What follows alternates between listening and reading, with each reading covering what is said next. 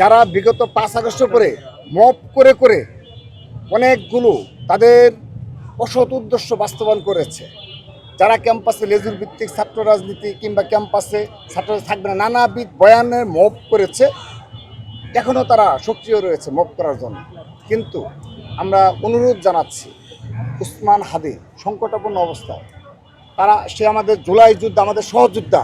July August গণঅভ্যুত্থানে ছাত্র দলের হাজার হাজার নেতাকর্মী যেভাবে অকুতোভয় নির্ভীক সৈনিক হিসাবে রাজপথে ছিল, আমাদের হাদিও আমাদের তাদের মতোই রাজপথে ছিল এবং পরবর্তীতে তার ভূমিকা প্রশংসনীয়।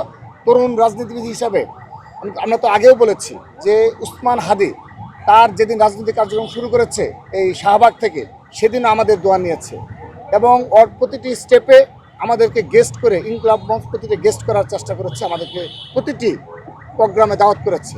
তো আমাদের সহযোদ্ধা, জুলাই যোদ্ধা, এটি নিয়েও যদি মব ক্রিয়েট করতে হয়, তাদের মানসিকতা নিয়ে আমরা প্রশ্ন রাখলাম যে তারা কারা এবং তারা কী মানসিকতা ধারণ করে, এবং এই 5 আগস্টের পরে যে মব হয়েছে খেলা, সেই মবের খেলা আর যেন বাংলাদেশে কখনো না চলে।